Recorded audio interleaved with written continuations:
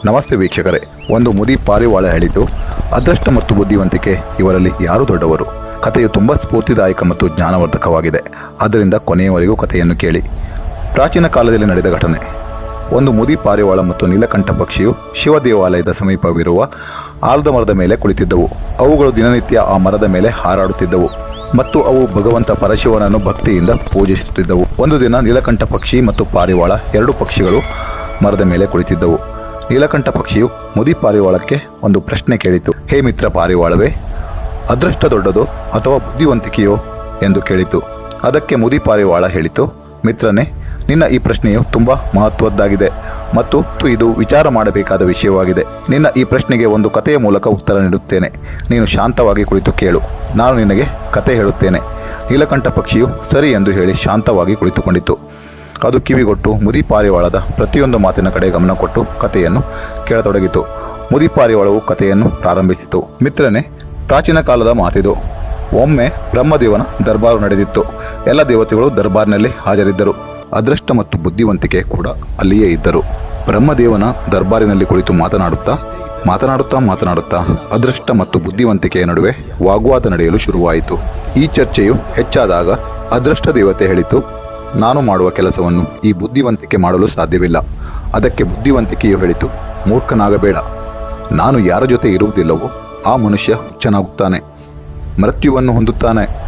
ನೀನು ಅವನಿಗೆ ಎಷ್ಟೇ ಜೊತೆಯಾಗಿ ನಿಂತು ಸಹಾಯ ಮಾಡಿದರೂ ನನ್ನ ಸಹಾಯವಿಲ್ಲದೆ ಅವನು ಏನೂ ಮಾಡಲು ಕೂಡ ಸಾಧ್ಯವಿಲ್ಲ. ಅದಕ್ಕೆ ಅದೃಷ್ಟವೂ ಹೇಳಿತು, ಅಯ್ಯೋ ಮೂರ್ಖ ಬುದ್ಧಿವಂತಿಕೆಯೇ, ನಾನು ಯಾರ ಜೊತೆ ಇರುವುದಿಲ್ಲವೋ ಅಂತಹ ಅದೃಷ್ಟಹೀನನಿಗೆ ನೀನು ಎಷ್ಟೇ ಜೊತೆಯಾಗಿ ನಿಂತರೂ ಕೂಡ ಅವನಿಗೆ ಹೇಗೆ ಒಳ್ಳೆಯದಾಗಲು ಸಾಧ್ಯ?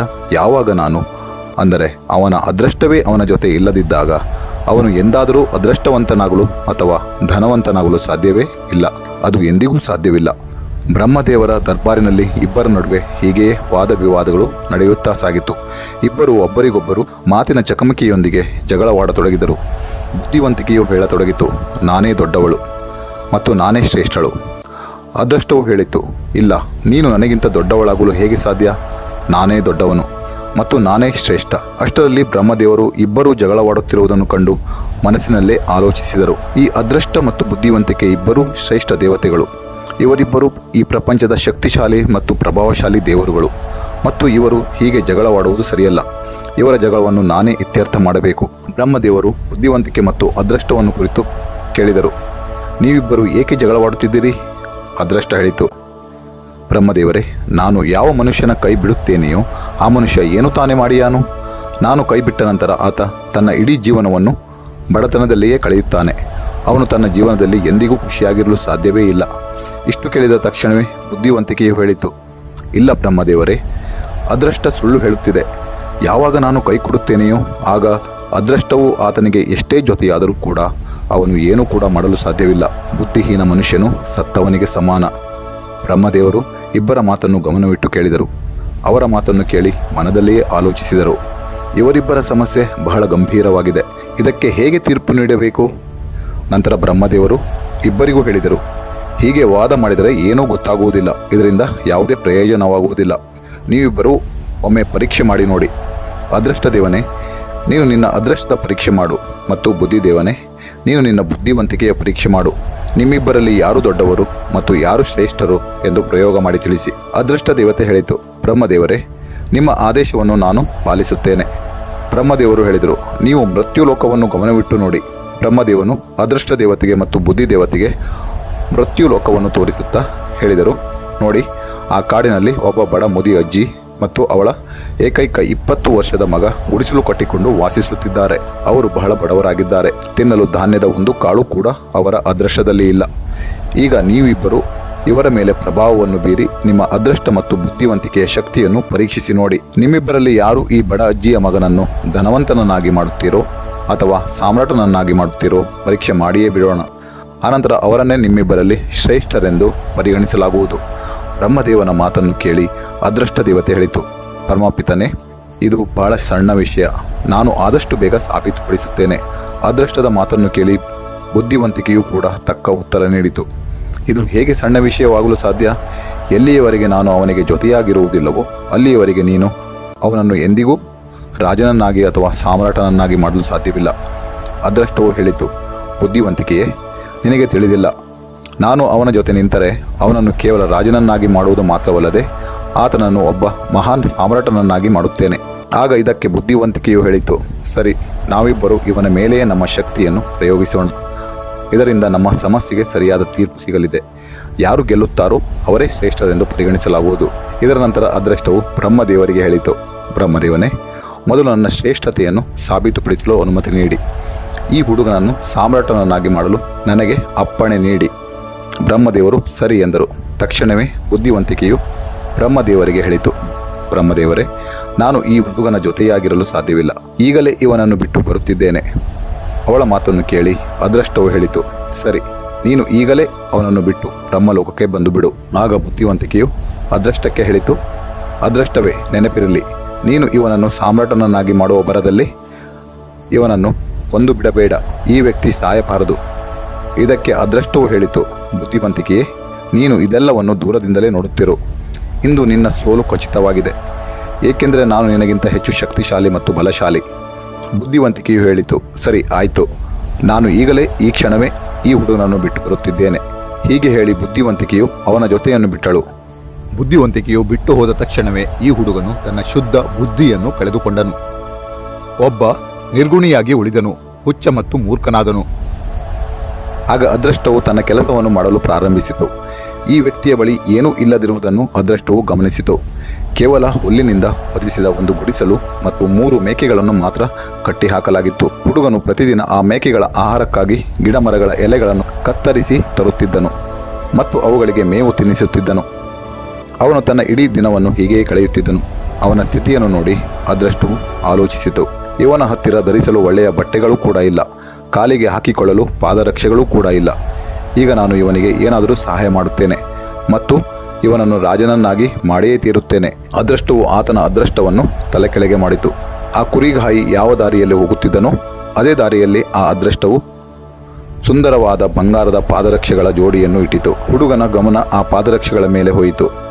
ಆದರೆ ಇವು ಬಂಗಾರದ ಪಾದರಕ್ಷೆಗಳು ಎಂದು ಅವನಿಗೆ ಅದರ ಮೌಲ್ಯವನ್ನು ಗುರುತಿಸಲು ಸಾಧ್ಯವಾಗಲಿಲ್ಲ. ಅವನಿಗೆ ಕೇವಲ ಕಾಲಿಗೆ ಹಾಕಿಕೊಳ್ಳಲು ಪಾದರಕ್ಷೆಗಳು ಬೇಕಾಗಿದ್ದವು ಅಷ್ಟೇ. ಆದ್ದರಿಂದ ಅವನು ಆ ಬಂಗಾರದ ಪಾದರಕ್ಷೆಗಳನ್ನು ಧರಿಸಿದನು. ಸರಿ, ಪಾದರಕ್ಷೆಗಳು ಸಿಕ್ಕವು. ಇದರಿಂದ ತುಂಬ ದಿನಗಳವರೆಗೆ ನನ್ನ ಕೆಲಸ ಆರಾಮವಾಗಿ ಸಾಗುತ್ತದೆ. ಇನ್ನು ಮುಂದೆ ಕಾಡಿನಿಂದ ಮೇವು ತರುವಾಗ ಮತ್ತು ಮೇಕೆಗಳನ್ನು ಮೇಯಿಸುವಾಗ ನನ್ನ ಕಾಲಿಗೆ ಮುಳ್ಳುಗಳು ಚುಚ್ಚುವುದಿಲ್ಲ ಎಂದು ಅವನು ಖುಷಿಯಾದನು. ಈ ಪಾದರಕ್ಷೆಗಳನ್ನು ಧರಿಸಿ ಅವನು ತನ್ನ ಮನೆಗೆ ಬಂದನು. ಪ್ರತಿದಿನ ಅವನ ದಿನಚರಿ ಹೀಗೆಯೇ ಸಾಗುತ್ತಿತ್ತು. ಅವನು ಕಾಡಿನಲ್ಲಿ ಮೇಕೆಗಳನ್ನು ಮೇಯಿಸಲು ಹೋಗುತ್ತಿದ್ದನು ಮತ್ತು ಗಿಡಗಳ ಎಲೆಗಳನ್ನು ಕತ್ತರಿಸಿ ತರುತ್ತಿದ್ದನು. ಅವನ ತಾಯಿಯ ಬುದ್ಧಿವಂತಿಕೆಯೂ ಕೂಡ ಮಾಯವಾಗಿತ್ತು, ಏಕೆಂದರೆ ಬುದ್ಧಿವಂತಿಕೆಯು ಅವಳನ್ನು ಸಹ ಬಿಟ್ಟು ಹೋಗಿತ್ತು. ಅದೃಷ್ಟವು ಆ ಕುರಿಗಾಯಿಗೆ ಎಷ್ಟೇ ಸಹಾಯ ಮಾಡಿದರೂ ಅವನ ಜೀವನದಲ್ಲಿ ಯಾವುದೇ ಬದಲಾವಣೆ ಬರಲಿಲ್ಲ. ಕೊನೆಗೆ ಅದೃಷ್ಟವು ಆಲೋಚಿಸತೊಡಗಿತು, ನಾನು ಇವನನ್ನು ಸಾಮ್ರಾಟನನ್ನಾಗಿ ಮಾಡುವ ಸಂಕಲ್ಪ ಮಾಡಿದ್ದೇನೆ. ಆದರೆ ಇವನು ನೋಡಲು ಮೂರ್ಖ ಅಥವಾ ಹುಚ್ಚನಂತೆ ಕಾಣುತ್ತಿದ್ದಾನೆ. ಇವನು ಹಾಗೆಯೇ ವರ್ತಿಸುತ್ತಿದ್ದಾನೆ. ಇದೆಲ್ಲವನ್ನು ನೋಡುತ್ತಿದ್ದ ಬುದ್ಧಿವಂತಿಕೆಯು ಅದೃಷ್ಟಕ್ಕೆ ಹೇಳಿತು, ನಾನು ಇವನ ಜೊತೆಯಾಗಿಲ್ಲ ಎಂದು ನಿನಗೆ ತಿಳಿದಿಲ್ಲವೇ? ಯಾವಾಗ ನಾನು ಒಬ್ಬ ವ್ಯಕ್ತಿಯನ್ನು ಬಿಟ್ಟು ಹೋಗುತ್ತೇನೆಯೋ ಆಗ ಅವನು ಹೀಗೆಯೇ ವರ್ತಿಸುತ್ತಾನೆ. ಅದೃಷ್ಟವು ಬುದ್ಧಿವಂತಿಕೆಗೆ ಹೇಳಿತು, ನೀನು ಏನು ಮಾತನಾಡುತ್ತಿದ್ದೀಯಾ? ನೀನು ಏನು ಮಾಡುತ್ತೀಯಾ ಎಂದು ನಾನು ಕೂಡ ನೋಡಿಯೇ ಬಿಡುತ್ತೇನೆ. ಆಗ ಬುದ್ಧಿವಂತಿಕೆ ಹೇಳಿತು, ಈಗ ನಾನು ಏನು ಮಾಡುತ್ತೇನೆ ಎಂದು ನೀನು ನೋಡುತ್ತಿರೋ. ಆ ದೇಶದ ಹತ್ತಿರವೇ ಚಂದ್ರಸೇನ ಎನ್ನುವ ರಾಜನಿದ್ದನು. ಅವನ ಬಳಿ ಒಬ್ಬ ವ್ಯಾಪಾರಿ ಇದ್ದನು. ಅವನು ಬೇರೆ ಬೇರೆ ದೇಶಗಳಿಗೆ ಮತ್ತು ಸ್ಥಳಗಳಿಗೆ ಹೋಗಿ ವ್ಯಾಪಾರ ಮಾಡುತ್ತಿದ್ದನು. ಆ ವ್ಯಾಪಾರಿಯ ಬಳಿ ವ್ಯಾಪಾರ ಮಾಡಲು ಕೆಲವು ಒಂಟೆಗಳಿದ್ದವು. ಅವನು ಒಂಟೆಗಳ ಮೇಲೆ ಹಿತ್ತಾಳೆಯನ್ನು ಹೇರಿಕೊಂಡು ಬೇರೆ ಬೇರೆ ದೇಶಗಳಿಗೆ ಹೋಗಿ ವ್ಯಾಪಾರ ಮಾಡುತ್ತಿದ್ದನು. ಒಂದು ದಿನ ಆ ವ್ಯಾಪಾರಿಯು ಎಲ್ಲಿ ಆ ಕುರಿಗಾಯಿ ವಾಸಿಸುತ್ತಿದ್ದನೋ ಮತ್ತು ಮೇಕೆಗಳನ್ನು ಮೇಯಿಸುತ್ತಿದ್ದನೋ ಅದೇ ಕಾಡಿನ ಹಾದಿಯಲ್ಲಿ ಹೋಗುತ್ತಿದ್ದನು. ವ್ಯಾಪಾರಿಯು ಒಂಟೆಗಳನ್ನು ಕರೆದುಕೊಂಡು ಹೋಗುತ್ತಿದ್ದಾಗ ದಾರಿಯಲ್ಲಿ ಅವನ ದೃಷ್ಟಿ ಈ ಕುರಿಗಾಯಿಯ ಕಾಲುಗಳ ಮೇಲೆ ಬಿತ್ತು. ಕುರಿಗಾಯಿಯ ಕಾಲಿನಲ್ಲಿ ಬಂಗಾರದ ಪಾದರಕ್ಷೆಗಳಿವೆ ಮತ್ತು ಅವನು ಇವುಗಳಿಗೆ ಯಾವುದೇ ಬೆಲೆ ನೀಡುತ್ತಿಲ್ಲ ಎಂದು ವ್ಯಾಪಾರಿಯು ಗಮನಿಸಿದನು. ಅವನನ್ನು ನೋಡಿದರೆ ಇವನಿಗೆ ಬಂಗಾರದ ಪಾದರಕ್ಷೆಗಳ ಬಗ್ಗೆ ಬಹುಶಃ ತಿಳಿದೇ ಇಲ್ಲ ಎಂದು ಆಲೋಚಿಸಿದನು. ವ್ಯಾಪಾರಿ ಒಂಟೆಯಿಂದ ಕೆಳಗಿಳಿದನು. ಅವನು ಆ ಕುರಿಗಾಯಿಯ ಹತ್ತಿರ ಬಂದು ಕೇಳಿದನು, ಓ ಬಂಧುವೆ, ನೀನು ಈ ಪಾದರಕ್ಷೆಗಳನ್ನು ಎಲ್ಲಿಂದ ತಂದೆ? ಆ ಕುರಿಗಾಯಿಯು ವ್ಯಾಪಾರಿಗೆ ಹೇಳಿದನು, ಈ ಪಾದರಕ್ಷೆಗಳು ಈ ಕಾಡಿನ ದಾರಿಯಲ್ಲಿ ಬಿದ್ದುಕೊಂಡಿದ್ದವು. ಇದಕ್ಕೆ ವ್ಯಾಪಾರಿ ಕೇಳಿದನು, ನೀನು ಈ ಪಾದರಕ್ಷೆಗಳನ್ನು ಮಾರಲು ಬಯಸುವೆಯಾ? ಕುರಿಗಾಯಿ ಅದಕ್ಕೆ ಉತ್ತರ ನೀಡಿದನು, ಖಂಡಿತ ಮಾರುತ್ತೇನೆ ವ್ಯಾಪಾರಿಗಳೇ. ಇವುಗಳನ್ನು ಧರಿಸಿ ವರ್ಷಗಳೇ ಕಳೆಯಿತು, ಆದರೆ ಇವು ಕಿತ್ತು ಹೋಗುತ್ತಿಲ್ಲ. ತುಂಬ ದಿನಗಳಿಂದ ಇವು ಹೀಗೆಯೇ ಇವೆ.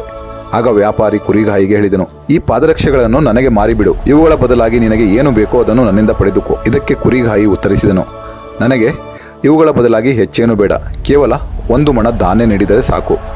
ಇದರಿಂದ ನನಗೂ ಮತ್ತು ನನ್ನ ತಾಯಿಗೂ 2 ಹೊತ್ತಿನ ಊಟ ಸಿಗುತ್ತದೆ.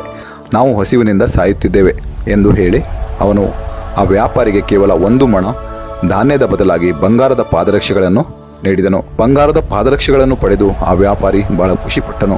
ನಂತರ ಆ ವ್ಯಾಪಾರಿಯು ಕುರಿಗಾಯಿಗೆ 1 ಮಣ ಧಾನ್ಯ ನೀಡಿ ಅಲ್ಲಿಂದ ಹೊರಟನು. ಆಗ ಬುದ್ಧಿ ದೇವತೆಯು ಅದೃಷ್ಟಕ್ಕೆ ಹೇಳತೊಡಗಿದಳು, ಅದೃಷ್ಟವೇ ನೋಡು, ನಿನ್ನ ಪಾದರಕ್ಷೆಗಳು ಕೇವಲ 1 ಮಣ ಧಾನ್ಯದ ಬೆಲೆಗೆ ಮಾರಾಟವಾದವು. ಈಗ ನಿನಗೆ ಅರ್ಥವಾಗುತ್ತಿದೆ ತಾನೇ? ನಿನ್ನ ಬಂಗಾರದ ಪಾದರಕ್ಷೆಗಳು 1 ಮಣ ಧಾನ್ಯದ ಬೆಲೆಗೆ ಹೊರಟು ಹೋದವು. ಇಲ್ಲಿ ಮಣ ಅಂದರೆ ನಮ್ಮ ಹಳೆಯ ಕಾಲದ ಅಳತೆಯ ಮಾನವಾಗಿದೆ. 1 ಮಣ ಅಂದರೆ ಸುಮಾರು 13.5 kg ಎಂದು ಹೇಳಬಹುದು. ಬುದ್ಧಿವಂತಿಕೆಯ ಮಾತನ್ನು ಕೇಳಿ ಅದೃಷ್ಟವು ಹೇಳಿತು, ಬುದ್ಧಿವಂತಿಕೆಯೇ, ನೀನೇನು ಚಿಂತೆ ಮಾಡಬೇಡ. ನಾನು ಯಾರಿಗೆ ಬೆಂಬಲ ನೀಡುತ್ತೇನೆಯೋ ಅವರನ್ನು ಎಂದಿಗೂ ರಾಜನಾಗದಂತೆ ತಡೆಯಲು ಸಾಧ್ಯವಿಲ್ಲ. ನಾನು ಇವನನ್ನು ಒಬ್ಬ ಮಹಾನ್ ಸಾಮ್ರಾಟನನ್ನಾಗಿ ಮಾಡಿಯೇ ತೀರುತ್ತೇನೆ. ಬುದ್ಧಿವಂತಿಕೆಯು ಹೇಳಿತು, ಅದೃಷ್ಟವೇ, ನೀನು ನನ್ನ ಸಹಾಯವಿಲ್ಲದೆ ಏನನ್ನೂ ಕೂಡ ಮಾಡಲು ಸಾಧ್ಯವಿಲ್ಲ. ನೋಡು, ನೀನು ಇವನನ್ನು ಖಂಡಿತವಾಗಿಯೂ ಸಾಯಿಸಿಬಿಡುತ್ತೀಯ. ಈ ಪಾಪಿಯು ಎಲ್ಲಾದರೂ ರಾಜನಾಗುವ ಭರದಲ್ಲಿ ಪ್ರಾಣ ಕಳೆದುಕೊಳ್ಳದಿದ್ದರೆ ಸಾಕು. ಅದೃಷ್ಟವು ಹೇಳಿತು, ಬುದ್ಧಿವಂತಿಕೆಯೇ, ನೀನು ಎಂತಹ ಮಾತುಗಳನ್ನು ಆಡುತ್ತಿದ್ದೀಯಾ? ನೋಡು, ಈಗ ನಾನು ಏನು ಮಾಡುತ್ತೇನೆ ಎಂದು ನೋಡುತ್ತಿರು. ಇಷ್ಟು ಹೇಳಿ ಅದೃಷ್ಟವು ಮತ್ತೆ ಆ ವ್ಯಕ್ತಿಯ ಬಳಿಗೆ ಬಂದಿತು. ನಂತರ ಅದೃಷ್ಟವು ಬಂಗಾರ, ಬೆಳ್ಳಿ ಮತ್ತು ವಜ್ರ ವೈಡೂರ್ಯಗಳಿಂದ ಕೂಡಿದ ಮತ್ತೊಂದು ಜೋಡಿ ಬಂಗಾರದ ಪಾದರಕ್ಷೆಗಳನ್ನು ಅದೇ ದಾರಿಯಲ್ಲಿ ಇಟ್ಟಿತು. ಯಾವ ದಾರಿಯಲ್ಲಿ ಕುರಿಗಾಯಿಯು ಮೇಕೆಗಳಿಗಾಗಿ ಎಲೆಗಳನ್ನು ತರಲು ಕಾಡಿಗೆ ಹೋಗುತ್ತಿದ್ದನೋ ಅದೇ ದಾರಿಯಲ್ಲಿ ಅವುಗಳನ್ನು ಇಟ್ಟಿತು. ಆ ಕುರಿಗಾಯಿಗೆ ಮತ್ತೆ ಬಂಗಾರದ ಪಾದರಕ್ಷೆಗಳು ಸಿಕ್ಕಾಗ ಅವನು ತುಂಬ ಸಂತೋಷಪಟ್ಟನು. ಇತ್ತ ವ್ಯಾಪಾರಿಯು ಮೊದಲಿನ ಬಂಗಾರದ ಪಾದರಕ್ಷೆಗಳನ್ನು ಪಡೆದು ಬಹಳ ಖುಷಿಯಾಗಿದ್ದನು. ನಡೆಯುತ್ತಾ ಅವನು ಆಲೋಚಿಸಿದನು, ನಾನೇಕೆ ಇವುಗಳನ್ನು ನನ್ನ ರಾಜನಿಗೆ ಉಡುಗೊರೆಯಾಗಿ ನೀಡಬಾರದು? ಇದರಿಂದ ಮಹಾರಾಜರು ಪ್ರಸನ್ನರಾಗಿ ನನಗೆ ಯಾವುದಾದರೂ ಬಹುಮಾನ ನೀಡಬಹುದು. ಹೀಗೆಂದು ಆಲೋಚಿಸಿ ಆ ವ್ಯಾಪಾರಿಯು ಬಂಗಾರದ ಪಾದರಕ್ಷೆಗಳನ್ನು ತೆಗೆದುಕೊಂಡು ಮಹಾರಾಜ ಚಂದ್ರಸೇನನ ಅರಮನೆಗೆ ಹೋದನು. ರಾಜ ದರ್ಬಾರಿಗೆ ಹೋಗಿ ಅವನು ಬಂಗಾರದ ಪಾದರಕ್ಷೆಗಳನ್ನು ರಾಜನಿಗೆ ನೀಡುತ್ತಾ ಹೇಳಿದನು, ಮಹಾರಾಜರೇ, ಈ ಸ್ವರ್ಣ ಪಾದರಕ್ಷೆಗಳನ್ನು ನಾನು ವಿಶೇಷವಾಗಿ ನಿಮಗಾಗಿಯೇ ತಂದಿದ್ದೇನೆ. ಈ ಪಾದರಕ್ಷೆಗಳು ಅದ್ಭುತವಾಗಿವೆ. ಇಂತಹ ಪಾದರಕ್ಷೆಗಳು ನಮ್ಮ ಮಹಾರಾಜರ ಬಳಿ ಇದ್ದರೆ ಅದಕ್ಕೊಂದು ಶೋಭೆ. ಮಹಾರಾಜ ಚಂದ್ರಸೇನನು ಪಾದರಕ್ಷೆಗಳನ್ನು ನೋಡಿ ಬಹಳ ಪ್ರಸನ್ನನಾದನು. ಬಂಗಾರದ ಸುಂದರ ಪಾದರಕ್ಷೆಗಳನ್ನು ನೋಡಿ ಅವರಿಗೆ ಅದು ದೇವಲೋಕದಿಂದ ಬಂದಿದೆಯೇನೋ ಅಥವಾ ದೇವತೆಗಳೇ ಇದನ್ನು ಮಾಡಿದ್ದಾರೋ ಎನ್ನುವಂತೆ ಭಾಸವಾಯಿತು. ಸ್ವತಃ ವಿಶ್ವಕರ್ಮನೇ ಇದನ್ನು ಮಾಡಿದ್ದಾನೇನೋ ಎಂಬಂತೆ ಕಾಣುತ್ತಿತ್ತು. ಇಷ್ಟು ಸುಂದರವಾದ ಪಾದರಕ್ಷೆಗಳನ್ನು ನೋಡಿ ಅವರು ತುಂಬ ಖುಷಿಯಾದರು ಮತ್ತು ತನ್ನ ಮಂತ್ರಿಗೆ ಹೇಳಿದರು, ವ್ಯಾಪಾರಿಗೆ 15,000 ಚಿನ್ನದ ನಾಣ್ಯಗಳನ್ನು ಬಹುಮಾನವಾಗಿ ನೀಡಿ ಎಂದು ಆಜ್ಞೆ ಮಾಡಿದರು. ರಾಜ ಚಂದ್ರಸೇನನು ಆ ವ್ಯಾಪಾರಿಗೆ 15,000 ಚಿನ್ನದ ನಾಣ್ಯಗಳನ್ನು ಬಹುಮಾನವಾಗಿ ನೀಡಿದನು. ಇಷ್ಟು ದೊಡ್ಡ ಮೊತ್ತದ ಚಿನ್ನದ ನಾಣ್ಯಗಳನ್ನು ಪಡೆದು ವ್ಯಾಪಾರಿ ಬಹಳ ಸಂತೋಷಪಟ್ಟನು ಮತ್ತು ತನ್ನ ವ್ಯಾಪಾರವನ್ನು ಬೆಳೆಸುವ ಬಗ್ಗೆ ಆಲೋಚಿಸಿದನು. ಅದರ ನಂತರ ಅವನು ಮತ್ತೆ ತನ್ನ ಒಂಟೆಗಳ ಮೇಲೆ ಹಿತ್ತಾಳೆಯನ್ನು ಹೇರಿಕೊಂಡು ಬೇರೆ ದೇಶಕ್ಕೆ ವ್ಯಾಪಾರಕ್ಕಾಗಿ ಹೊರಟನು. ಆ ವ್ಯಾಪಾರಿಯು ತನ್ನ ವ್ಯಾಪಾರಕ್ಕಾಗಿ ಅದೇ ಕಾಡಿನ ಹಾದಿಯಲ್ಲಿ ಸಾಗುತ್ತಿದ್ದನು. ಕುರಿಗಾಯಿಯು ತನ್ನ ಪ್ರಾಣಿಗಳನ್ನು ಮೇಯಿಸುತ್ತಾ ತನ್ನ ತಾಯಿಯೊಂದಿಗೆ ವಾಸಿಸುತ್ತಿದ್ದ ಅದೇ ದಾರಿಯಲ್ಲಿ ಸಾಗುತ್ತಿದ್ದನು.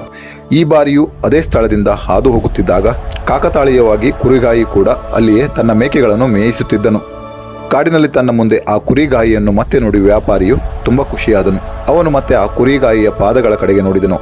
ಅವನ ಕಾಲಿನಲ್ಲಿ 2ನೇ ಜೋಡಿ ಸ್ವರ್ಣ ಪಾದರಕ್ಷೆಗಳನ್ನು ನೋಡಿ ಅವನು ಆಲೋಚಿಸಿದನು, ಇವನ ಹತ್ತಿರ ಇನ್ನೂ ಹೆಚ್ಚಿನ ಬಂಗಾರದ ಪಾದರಕ್ಷೆಗಳು ಬಂದಿವೆ.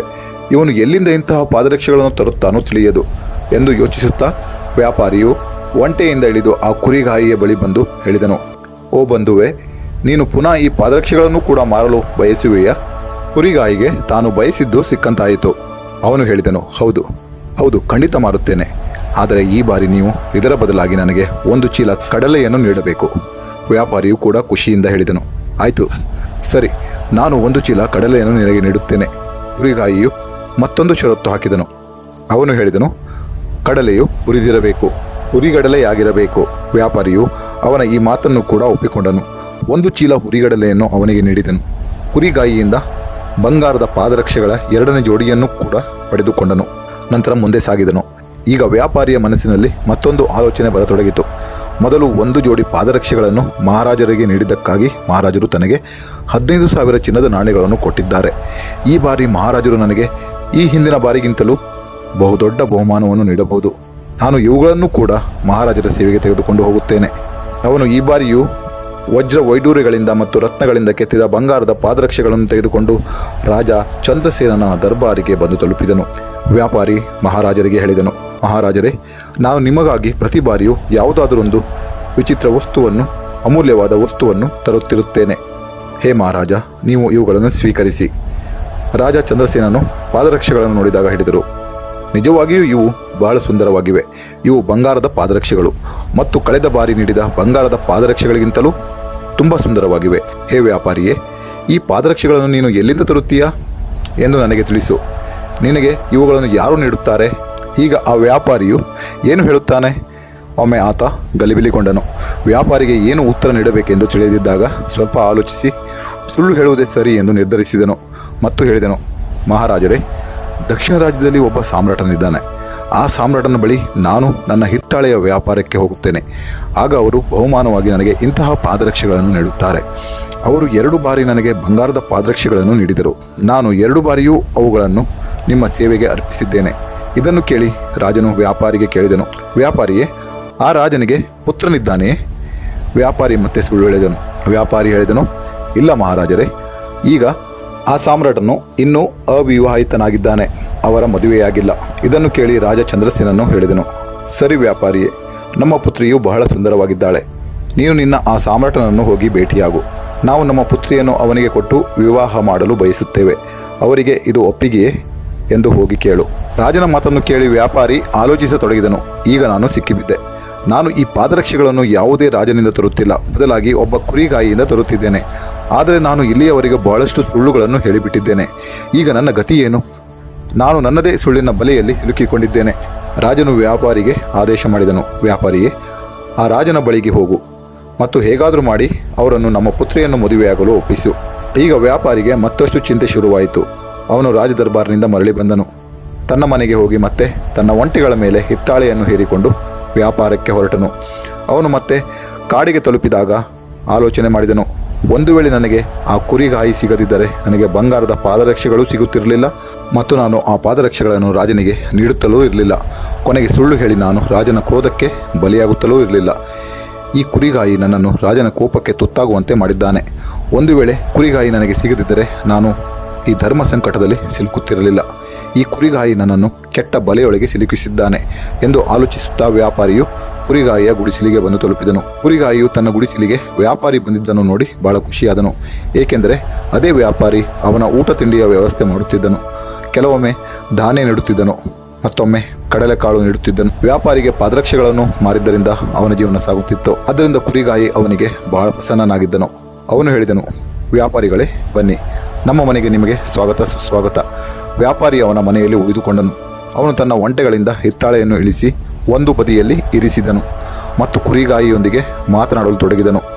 ಆ ಸಮಯದಲ್ಲಿ ಅದೃಷ್ಟವು ಆ ಕುರಿಗಾಯಿಗೆ ಜೊತೆಯಾಗಿತ್ತು. ಮಾತನಾಡುತ್ತಾ ಕುರಿಗಾಯಿಯು ಹಿತ್ತಾಳೆಯ ಚೀಲದ ಮೇಲೆ ಕುಳಿತನು. ಅವನು ಕುಳಿತ ತಕ್ಷಣ ಎಲ್ಲ ಚೀಲಗಳಲ್ಲಿ ತುಂಬಿದ ಹಿತ್ತಾಳೆಯು ಬಂಗಾರವಾಗಿ ಬದಲಾಯಿತು. ಸುತ್ತಲೂ ಬಂಗಾರವು ಹೊಳೆಯತೊಡಗಿತು. ಇದನ್ನು ನೋಡಿ ವ್ಯಾಪಾರಿಗೆ ಈ ವ್ಯಕ್ತಿಯು ಒಬ್ಬ ಜಾದೂಗಾರ ಅಥವಾ ದೇವರ ದೊಡ್ಡ ಭಕ್ತನಿರಬೇಕು ಎಂಬ ನಂಬಿಕೆ ಮೂಡಿತು. ಇವನ ಮೇಲೆ ದೇವರ ವಿಶೇಷ ಕೃಪೆ ಇದೆ. ಈಗ ವ್ಯಾಪಾರಿಯು ತಾನು ಹೇಳಿದ ಸುಳ್ಳಿನ ಜಾಲದಲ್ಲಿ ಮತ್ತಷ್ಟು ಸಿಲುಕುತ್ತಾ ಸಾಗುತ್ತಿದ್ದನು. ಅವನ ಮನಸ್ಸಿನಲ್ಲಿ ಒಂದು ಆಲೋಚನೆ ಮೂಡಿತು, ನನ್ನ ಬಳಿ ಹಣಕ್ಕೇನೂ ಕೊರತೆಯಿಲ್ಲ. ನಾನು ಈ ಕುರಿಗಾಯಿಯನ್ನೇ ರಾಜನನ್ನಾಗಿ ಮಾಡುತ್ತೇನೆ, ಸಾಮ್ರಾಟನೆಂದು ಘೋಷಣೆ ಮಾಡುತ್ತೇನೆ. ನನ್ನ ಬಳಿ ಹಣ ಮತ್ತು ಬಂಗಾರಕ್ಕೆ ಯಾವುದೇ ಕೊರತೆಯಿಲ್ಲ. ನಾನು ಇವನಿಗಾಗಿ ಇಲ್ಲಿ ಕಾಡಿನಲ್ಲಿ ಒಂದು ದೊಡ್ಡ ಕೋಟೆಯನ್ನು ಕಟ್ಟಿಸುತ್ತೇನೆ. ಇವನನ್ನು ಆ ಕೋಟೆಯ ರಾಜನನ್ನಾಗಿ ಮಾಡುತ್ತೇನೆ ಮತ್ತು ನಾನು ಅವನ ಮಂತ್ರಿಯಾಗುತ್ತೇನೆ. ಇಲ್ಲಿನ ಜಮೀನ್ದಾರರಿಂದ ಬಹಳಷ್ಟು ಭೂಮಿಯನ್ನು ಖರೀದಿ ಮಾಡುತ್ತೇನೆ. 2 ತಿಂಗಳ ನಂತರ ರಾಜನ ಬಳಿಗೆ ಹೋಗಿ ಇವನೇ ಆ ಸಾಮ್ರಾಟ ಎಂದು ಹೇಳುತ್ತೇನೆ. ಈಗ ವ್ಯಾಪಾರಿಯು ಸಂಚು ರೂಪಿಸಲು ಪ್ರಾರಂಭಿಸಿದನು. ಅದೃಷ್ಟವು ಬುದ್ಧಿವಂತಿಕೆಗೆ ಹೇಳಿತು, ಬುದ್ಧಿವಂತಿಕೆಯೇ, ನೋಡು, ನಾನು ಏನು ಮಾಡುತ್ತೇನೆ ಎಂದು ನೋಡುತ್ತಿರು. ಈಗ ಇದೇ ವ್ಯಾಪಾರಿ ಕುರಿಗಾಯಿಯನ್ನು ಸಾಮ್ರಾಟನನ್ನಾಗಿ ಮಾಡಿದನು. ಬುದ್ಧಿವಂತಿಕೆಯು ಮತ್ತೆ ಅದೃಷ್ಟಕ್ಕೆ ಹೇಳಿತು, ಎಲ್ಲಾದರೂ ರಾಜನಾಗುವ ಭರದಲ್ಲಿ ಇವನು ತನ್ನ ಪ್ರಾಣ ಕಳೆದುಕೊಳ್ಳದಿದ್ದರೆ ಸಾಕು, ಏಕೆಂದರೆ ಈ ಸಮಯದಲ್ಲಿ ಇವನ ಬಳಿ ಬುದ್ಧಿಶಕ್ತಿ ಇಲ್ಲ. ಈ ಮಾತನ್ನು ಕೇಳಿ ಅದೃಷ್ಟವು ಹೇಳಿತು, ಬುದ್ಧಿವಂತಿಕೆಯೇ, ನೀನು ಇಷ್ಟು ಅಹಂಕಾರ ಪಡಬೇಡ, ನೀನು ಹೆಚ್ಚು ತಲೆ ಕೆಡಿಸಿಕೊಳ್ಳಬೇಡ, ಇವನು ಖಂಡಿತ ಸಾಮ್ರಾಟನಾಗುತ್ತಾನೆ. ಇನ್ನೊಂದೆಡೆ ವ್ಯಾಪಾರಿ ಕುರಿಗಾಯಿಗೆ ಹೇಳಿದನು, ಕುರಿಗಾಯಿಯೇ, ನಾನು ನಿನ್ನನ್ನು ಇಲ್ಲಿನ ಸಾಮ್ರಾಟನನ್ನಾಗಿ ಮಾಡುತ್ತೇನೆ ಮತ್ತು ನಿನ್ನ ವಾಸಕ್ಕಾಗಿ ಒಂದು ದೊಡ್ಡ ಅರಮನೆಯನ್ನೇ ಕಟ್ಟಿಸುತ್ತೇನೆ. ವ್ಯಾಪಾರಿಯಲ್ಲಿ ಬುದ್ಧಿ ಇತ್ತು, ಏಕೆಂದರೆ ಅವನಿಗೆ ಬುದ್ಧಿವಂತಿಕೆಯು ಜೊತೆಯಾಗಿ ನಿಂತಿತ್ತು. ಆದರೆ ಬುದ್ಧಿವಂತಿಕೆಯು ಕುರಿಗಾಯಿ ಮತ್ತು ಅವನ ತಾಯಿಯ ಜೊತೆಯನ್ನು ಬಿಟ್ಟು ಹೋಗಿತ್ತು. ಕುರಿಗಾಯಿ ವ್ಯಾಪಾರಿಗೆ ಹೇಳಿದನು, ಓ ಬಂಧುವೇ, ಸರಿ, ನಿನಗೆ ಯಾವುದು ಸರಿ ಎನಿಸುತ್ತದೋ ಅದನ್ನು ಮಾಡು. ಆದರೆ ಒಂದು ವಿಷಯ ನೆನಪಿಟ್ಟುಕೋ, ನನ್ನ ಈ ಮೇಕೆಗಳನ್ನು ಮಾತ್ರ ಬಿಡಬೇಡ. ನಾನು ಈ ಮೇಕೆಗಳನ್ನು ಯಾವಾಗಲೂ ನನ್ನ ಬಳಿಯೇ ಇಟ್ಟುಕೊಳ್ಳುತ್ತೇನೆ. ಕುರಿಗಾಯಿಯಲ್ಲಿ ಬುದ್ಧಿಯೇ ಇರಲಿಲ್ಲ. ಅವನ ಮಾತನ್ನು ಕೇಳಿ ವ್ಯಾಪಾರಿ ಆಲೋಚಿಸಿದನು, ಆ ವ್ಯಕ್ತಿ ಎಂತಹ ಮೂರ್ಖ! ನಾನು ಇವನನ್ನು ರಾಜನನ್ನಾಗಿ ಮಾಡುತ್ತಿದ್ದೇನೆ, ಆದರೆ ಇವನು ಮೇಕೆಗಳ ಬಗ್ಗೆಯೇ ಚಿಂತಿಸುತ್ತಿದ್ದಾನೆ. ಇವನು ಎಂತಹ ಮಾತುಗಳನ್ನಾಡುತ್ತಿದ್ದಾನೆ, ಎಂತಹ ಶತಮೂರ್ಖ! ಆದರೂ ವ್ಯಾಪಾರಿ ಸರಿ ಎಂದು ಹೇಳಿದನು. ವ್ಯಾಪಾರಿಗೆ ಮನಸ್ಸಿನಲ್ಲಿ ರಾಜನ ಭಯ ಕಾಡುತ್ತಿತ್ತು. ರಾಜನು ವ್ಯಾಪಾರಿಗೆ ಆ ಸಾಮ್ರಾಟನ ಬಳಿ ತನ್ನ ಮಗಳ ಮದುವೆಯನ್ನು ಮಾಡಿಸಲು ಅದರ ಬಗ್ಗೆ ಮಾತನಾಡಲು ಹೇಳಿದ್ದನು.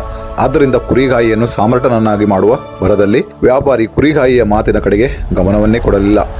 ಅವನು ಕೋಟೆಯ ಅಡಿಪಾಯ ಹಾಕಿಸಿದನು ಮತ್ತು ನಿರ್ಮಾಣ ಕಾರ್ಯ ಪ್ರಾರಂಭಿಸಿದನು. ಶೀಘ್ರದಲ್ಲೇ ಅವನು ಒಂದು ಬಹಳ ದೊಡ್ಡ, ಸುಂದರ ಮತ್ತು ಅದ್ಭುತವಾದ ಅರಮನೆಯನ್ನು ಕುರಿಗಾಯಿಗಾಗಿ ಸಿದ್ಧಪಡಿಸಿದನು. ವ್ಯಾಪಾರಿಯು ಸುತ್ತಮುತ್ತಲಿನ ಎಲ್ಲ ಜಮೀನ್ದಾರರಿಂದ ಭೂಮಿ ಖರೀದಿ ಮಾಡಿದನು ಮತ್ತು ಕುರಿಗಾಯಿಗಾಗಿ ಒಂದು ದೊಡ್ಡ ಸೈನ್ಯವನ್ನು ಕೂಡ ಕಟ್ಟಲು ಪ್ರಾರಂಭಿಸಿದನು. ಆಳುಕಾಳುಗಳು, ದಾಸದಾಸಿಯರನ್ನು ನೇಮಿಸಿದನು. ಇದೆಲ್ಲವನ್ನು ನೋಡಿ ಆ ಬುದ್ಧಿಹೀನ ಕುರಿಗಾಯಿ ಮನಸ್ಸಿನಲ್ಲಿ ಯೋಚನೆ ಮಾಡಿದನು, ಈ ವ್ಯಾಪಾರಿ ಎಲ್ಲಿಂದ ಬಂದನೋ ತಿಳಿಯದು. ಇವನು ನಮ್ಮ ಜೀವನವನ್ನೇ ಹಾಳು ಮಾಡಿಬಿಟ್ಟನು. ಈಗ ನನಗೆ ನನ್ನ ಮೇಕೆಗಳನ್ನು ಮೇಯಿಸಲು ಕೂಡ ಸಮಯ ಸಿಗುತ್ತಿಲ್ಲ. ಇವನು ಯಾವಾಗಲೂ ಏನೇನೋ ಮಾತನಾಡುತ್ತಲೇ ಇರುತ್ತಾನೆ. ಕುರಿಗಾಯಿಯ ಸ್ಥಿತಿ ಈಗಲೂ ಹಾಗೆಯೇ ಇತ್ತು. ಅವನು ಮೇಕೆಗಳನ್ನು ಕಾಡಿಗೆ ಕರೆದುಕೊಂಡು ಹೋಗುತ್ತಿದ್ದನು ಮತ್ತು ಮೇಯಿಸಿ ಮರಳಿ ತರುತ್ತಿದ್ದನು. ವ್ಯಾಪಾರಿ ಅವನಿಗೆ ರಾಜ ವಸ್ತ್ರಗಳನ್ನು ಹೊಲಿಸಿದನು. ಅವನ ತಲೆಯ ಮೇಲೆ ಮುಕುಟವನ್ನು ಇಟ್ಟನು. ಆದರೆ ಕುರಿಗಾಯಿ ತನ್ನ ಸ್ವಭಾವವನ್ನು ಮಾತ್ರ ಬದಲಾಯಿಸಲಿಲ್ಲ. ಅವನು ವ್ಯಾಪಾರಿಗೆ ಹೇಳಿದನು, ನಿನಗೆ ಯಾವುದು ಸರಿ ಎನಿಸುತ್ತದೋ ಅದನ್ನು ಮಾಡು, ಆದರೆ ನನ್ನ ಮೇಕೆಗಳು ಎಲ್ಲಿಗೂ ಹೋಗಬಾರದು. ಒಂದು ವೇಳೆ ನನ್ನ ಮೇಕೆಗಳು ಹೋದರೆ ನಾನು ನಿನ್ನನ್ನು ಜೀವಂತವಾಗಿ ಬಿಡುವುದಿಲ್ಲ. ನೀನು ಇಷ್ಟು ಜನರನ್ನು ಸೇರಿಸಿದ್ದೀಯಾ, ನಮ್ಮ ಜೀವನವನ್ನೇ ಹಾಳು ಮಾಡಿದ್ದೀಯಾ. ವ್ಯಾಪಾರಿ ಹೇಳಿದನು, ಅಯ್ಯೋ ಕುರಿಗಾಯಿಯೇ, ನಾನು ನಿನ್ನನ್ನು ರಾಜನನ್ನಾಗಿ ಮಾಡಿದ್ದೇನೆ, ನಾನು ನಿನ್ನ ಮಂತ್ರಿಯಾಗಿದ್ದೇನೆ. ಆದರೆ ಕುರಿಗಾಯಿಗೆ ಇದೆಲ್ಲ ಅರ್ಥವಾಗುತ್ತಿರಲಿಲ್ಲ. ಸ್ನೇಹಿತರೆ, ಈಗ ಅದೃಷ್ಟವು ಬುದ್ಧಿವಂತಿಕೆಗೆ ಹೇಳಿತು, ಬುದ್ಧಿವಂತಿಕೆಯೇ ನೋಡು, ನಾನು ಈ ಕುರಿಗಾಯಿಯನ್ನು ರಾಜನನ್ನಾಗಿ ಮಾಡಿದ್ದೇನೆ. ಈಗ ಅವನು ಒಂದು ಕೋಟೆಯ ಮಾಲೀಕನಾಗಿದ್ದಾನೆ. ಆಗ ಬುದ್ಧಿವಂತಿಕೆಯು ಹೇಳಿತು, ಅಯ್ಯೋ ಅದೃಷ್ಟವೇ, ನೀನು ಏಕೆ ಸುಳ್ಳು ಹೇಳುತ್ತಿದ್ದೀಯಾ? ಈಗ ಇಲ್ಲಿ ಕುಳಿತಿರುವ ಎಲ್ಲ ದೇವತೆಗಳೇ ನಿರ್ಧರಿಸಲಿ, ನೀನು ಇವನನ್ನು ರಾಜನನ್ನಾಗಿ ಮಾಡಿದ್ದೀಯೋ ಇಲ್ಲವೋ ಎಂಬುದನ್ನು ಇವರೇ ನಿರ್ಧಾರ ಮಾಡುತ್ತಾರೆ. ಇವನು ಈಗಲೂ ಅದೇ ಕುರಿಗಾಯಿಯಾಗಿದ್ದಾನೆ. ಈಗ ಬ್ರಹ್ಮದೇವರು ಹೇಳಿದರು, ಅದೃಷ್ಟವೇ, ಈ ಕುರಿಗಾಯಿಯಲ್ಲಿ ಇದುವರೆಗೆ ಯಾವುದೇ ಬದಲಾವಣೆ ಕಂಡುಬಂದಿಲ್ಲ. ಇವನು ಈಗಲೂ ಅದೇ ಕುರಿಗಾಯಿ, ನೀನು ಇನ್ನೂ ಗೆದ್ದಿಲ್ಲ. ಆಗ ಬುದ್ಧಿವಂತಿಕೆಯು ಹೇಳಿತು, ಬ್ರಹ್ಮದೇವನೇ, ಅದು ಎಂದಿಗೂ ಸಾಧ್ಯವಿಲ್ಲ. ಏಕೆಂದರೆ ಎಲ್ಲಿಯವರೆಗೆ ನಾನು ಕುರಿಗಾಯಿಗೆ ಜೊತೆಯಾಗಿ ನಿಲ್ಲುವುದಿಲ್ಲವೋ ಅಲ್ಲಿಯವರೆಗೆ ಅವನು ರಾಜನಾಗುವುದು ಹೋಗಲಿ, ಅವನ ಪ್ರಾಣಕ್ಕೂ ಕೂಡ ಕುತ್ತು ಬರಬಹುದು. ಇವನು ಮೂರ್ಖತನದಿಂದ ಇನ್ನೊಬ್ಬರಿಂದ ಮೋಸ ಹೋಗಿ ಕೊಲ್ಲಲ್ಪಡುತ್ತಾನೆ. ಆದರೆ ಅದೃಷ್ಟವು ಹೇಳಿತು, ಬುದ್ಧಿವಂತಿಕೆಯೇ, ನಾನು ಅವನ ಜೊತೆಗಿರುವಾಗ ನೀನು ಏನೂ ಮಾಡಲು ಸಾಧ್ಯವಿಲ್ಲ. ನೀನು ಸುಮ್ಮನೆ ಕುಳಿತು ತಮಾಷೆ ನೋಡು. ಅದೃಷ್ಟವು ಮತ್ತೆ ಆ ಕುರಿಗಾಯಿಯ ಬಳಿಗೆ ಬಂದಿತು. ಅಷ್ಟರಲ್ಲಿ ವ್ಯಾಪಾರಿ ಏನು ಮಾಡಿದನೆಂದರೆ, ಆ ಕುರಿಗಾಯಿಯ ಬಳಿ ಇದ್ದ 3 ಮೇಕೆಗಳನ್ನು ಮೇಕೆ ಕೊಳ್ಳುವವನಿಗೆ ಮಾರಿಬಿಟ್ಟನು. ತನ್ನ ಮೇಕೆಗಳು ಮಾರಾಟವಾಗಿವೆ ಎಂದು ತಿಳಿದ ತಕ್ಷಣ ಕುರಿಗಾಯಿಯು ಜೋರಾಗಿ ಕೂಗಲು ಮತ್ತು ಅಳಲು ಪ್ರಾರಂಭಿಸಿದನು. ಸೈನಿಕರು, ದರ್ಬಾರಿಗಳು ಮತ್ತು ಇತರ ಜನರು ರಾಜನು ಹೀಗೆ ಮಾಡುತ್ತಿರುವುದನ್ನು ಕಂಡು ರಾಜನಿಗೆ ಹುಚ್ಚು ಹಿಡಿದಿರಬಹುದು ಎಂದು ಭಾವಿಸಿದರು. ಈಗ ವ್ಯಾಪಾರಿಯು ಕುರಿಗಾಯಿಗೆ ತಿಳಿ ಹೇಳಿದನು, ನೀನು ಏಕೆ ಹೀಗೆ ಮಾಡುತ್ತಿದ್ದೀಯಾ? ಹೀಗೇಕೆ ಮೂರ್ಖನಂತೆ ವರ್ತಿಸುತ್ತಿದ್ದೀಯಾ? ಕೇವಲ 3 ಮೇಕೆಗಳಲ್ಲವೇ? ಮುಂದೆ ನಿನಗೆ ಅಂತಹ ಎಷ್ಟೋ ಮೇಕೆಗಳನ್ನು ನಾನು ಕೊಡಿಸುತ್ತೇನೆ. ಇದಕ್ಕೆ ಕುರಿಗಾಯಿ ಒಪ್ಪಿಕೊಂಡನು ಮತ್ತು ವ್ಯಾಪಾರಿಯ ಹಿಂದೆ ಬಿದ್ದನು. ನನಗೆ ಹಿಂದೆ ಮೇಕೆಗಳನ್ನು ಕೊಡಿಸಿ ಎಂದು ಗೋಳಿಟ್ಟನು. ವ್ಯಾಪಾರಿಯು ಕುರಿಗಾಯಿಗೆ ಹೇಳಿದನು, ನೋಡು ಸಹೋದರ, ಈಗ ನೀನು ಸಾಮ್ರಾಟನಾಗಿದ್ದೀಯಾ, ಅಂದರೆ ಮಹಾರಾಜನಾಗಿದ್ದೀಯಾ. ಅಂದ ಮೇಲೆ ನೀನೇಕೆ ಹೀಗೆ ಚಿಕ್ಕ ಮಕ್ಕಳ ಹಾಗೆ ನಡೆದುಕೊಳ್ಳುತ್ತಿದ್ದೀಯಾ? ನಾನು ನಿನಗೆ ಮದುವೆ ಮಾಡಿಸುತ್ತೇನೆ. ಮೊದಲು ನಿನ್ನ ತಾಯಿಯ ಬಳಿಗೆ ಹೋಗಿ ಕೇಳು.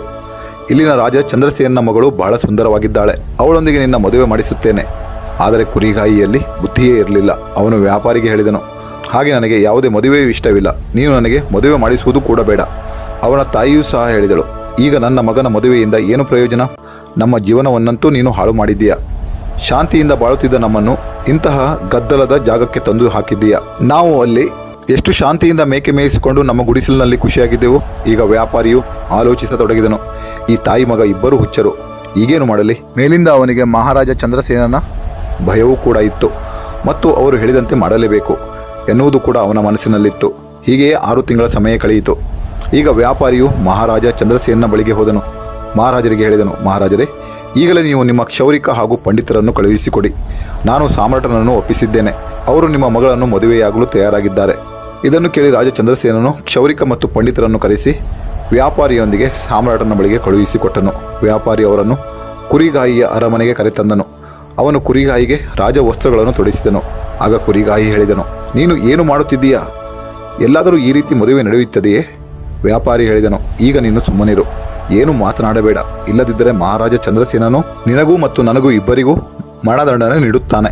ಎಚ್ಚರವಿರಲಿ, ನೀನು ಮಾತನಾಡಲೇಬಾರದು. ವ್ಯಾಪಾರಿಯ ಬಾಯಿಂದ ಮರಣದಂಡನೆಯ ಮಾತು ಕೇಳುತ್ತಿದ್ದಂತೆ ಕುರಿಗಾಯಿಯು ಭಯಭೀತನಾದನು ಮತ್ತು ಅವನ ಮಾತನ್ನು ಒಪ್ಪಿಕೊಂಡನು. ರಾಜನ ಕ್ಷೌರಿಕ ಮತ್ತು ಬ್ರಾಹ್ಮಣರು ಅವನ ನಿಶ್ಚಿತಾರ್ಥ ಮಾಡಿದರು. ಶುಭ ಮುಹೂರ್ತ ನೋಡಿ ವಿವಾಹದ ದಿನವನ್ನು ನಿಗದಿಪಡಿಸಿದರು. ನೀವು ಆ ದಿನ ಮದುವೆ ಮೆರವಣಿಗೆ ತೆಗೆದುಕೊಂಡು ಬರಬೇಕೆಂದು ಹೇಳಿದರು. ನಂತರ ಅವರು ತಮ್ಮ ದೇಶಕ್ಕೆ ಮರಳಿದರು. ಅವರು ಅರಮನೆ ತಲುಪಿದಾಗ ರಾಜನು ಕೇಳಿದನು, ಸಾಮ್ರಾಟನು ಹೇಗಿದ್ದಾನೆ? ಕ್ಷೌರಿಕ ಮತ್ತು ಬ್ರಾಹ್ಮಣ ಹೇಳಿದರು, ಮಹಾರಾಜರೇ, ಅವರ ಬಳಿ ಯಾವುದಕ್ಕೂ ಕೊರತೆ ಇಲ್ಲ. ಅವರ ಬಳಿ ಅಪಾರವಾದ ಮುತ್ತುರತ್ನ ಧನಕನಕಗಳ ಸಂಪತ್ತಿದೆ. ಅವರು ಒಬ್ಬ ಮಹಾನ್ ಸಾಮ್ರಾಟನಂತೆ ಕಾಣುತ್ತಾರೆ. ಈ ಮಾತು ಕೇಳಿ ರಾಜ ಚಂದ್ರಸೇನನಿಗೆ ಬಹಳ ಸಂತೋಷವಾಯಿತು. ಈಗ ರಾಜನೂ ಸಹ ಮದುವೆಗೆ ಸಿದ್ಧತೆ ಮಾಡಿಕೊಳ್ಳಲು ಪ್ರಾರಂಭಿಸಿದನು. ಸಮಯ ಕಳೆಯುತ್ತಾ ಸಾಗಿತು ಮತ್ತು ಮದುವೆಯ ಶುಭ ದಿನವೂ ಹತ್ತಿರ ಬಂದಿತು. ಮದುವೆಯ ದಿನ ವ್ಯಾಪಾರಿಯು ಕುರಿಗಾಯಿಯನ್ನು ಚೆನ್ನಾಗಿ ಅಲಂಕರಿಸಿ ವರನನ್ನಾಗಿ ತಯಾರು ಮಾಡಿ ಒಂದು ಸುಂದರ ರಥದಲ್ಲಿ ಕುಳ್ಳಿರಿಸಿ ಮೆರವಣಿಗೆ ಹೊರಟನು. ಇತ್ತ ಮೆರವಣಿಗೆ ಹೊರಟಿದ್ದರೆ ಅತ್ತ ಅದೃಷ್ಟವು ಬುದ್ಧಿವಂತಿಕೆಗೆ ಹೇಳಿತು, ನೋಡು ಬುದ್ಧಿವಂತಿಕೆಯೇ, ಈಗ ನಾನು ಕುರಿಗಾಯಿಯ ಮದುವೆಯನ್ನು ರಾಜಕುಮಾರಿಯೊಂದಿಗೆ ಮಾಡಿಸುತ್ತಿದ್ದೇನೆ. ಬುದ್ಧಿದೇವತೆಯು ನಕ್ಕು ಹೇಳಿತು, ಅದೃಷ್ಟವೇ, ನೋಡು, ನೀನು ಇವನ ಸಾವಿಗೆ ಸಂಚು ರೂಪಿಸಿದ್ದೀಯಾ. ಆನಂತರ ನೀನೇ ಪಶ್ಚಾತ್ತಾಪ ಪಡುತ್ತೀಯ. ಈ ಕುರಿಗಾಯಿ ನಿನ್ನ ಜಾಲದಲ್ಲಿ ಸಿಲುಕಿಕೊಂಡಿದ್ದಾನೆ. ನೀನು ಇವನನ್ನು ರಾಜನನ್ನಾಗಿ ಮಾಡಲು ಹೋಗುತ್ತಿದ್ದೀಯಾ. ಆದರೆ ನಿನ್ನಿಂದಾಗಿ ಈ ಕುರಿಗಾಯಿ ಪ್ರಾಣ ಕಳೆದುಕೊಳ್ಳುತ್ತಾನೆ. ನೋಡುತ್ತಿರು. ಅದೃಷ್ಟವು ಹೇಳಿತು, ಬುದ್ಧಿವಂತಿಕೆಯೇ, ನಾನು ಅವನ ಜೊತೆಗಿರುವಾಗ ನೀನೇಕೆ ಚಿಂತೆ ಮಾಡುತ್ತಿದ್ದೀಯಾ?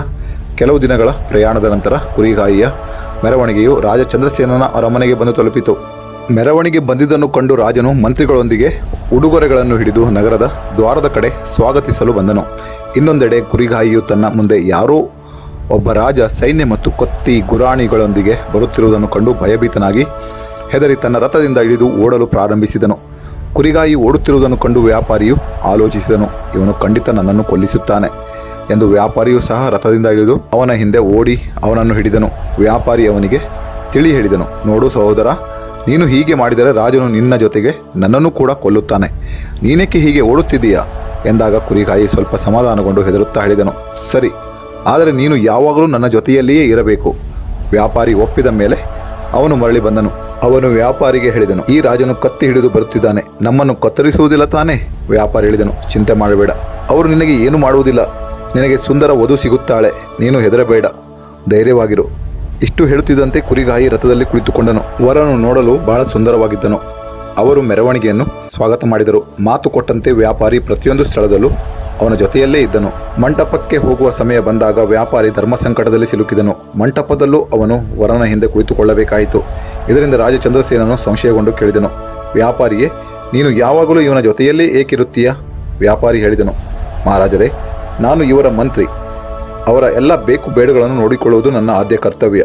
ರಾಜನು ತನ್ನ ಮಗಳ ಮದುವೆಯನ್ನು ಆ ಕುರಿಗಾಯಿಯೊಂದಿಗೆ ಮಾಡಿದನು. ಮದುವೆಯ ನಂತರ ರಾಜನು ತನ್ನ ಅಳಿಯನಿಗೆ ಅರಮನೆಯ ಒಂದು ಭಾಗವನ್ನೇ ನೀಡಿದನು. ರಾಜನಿಗೆ ಗಂಡು ಮಕ್ಕಳಿರಲಿಲ್ಲ.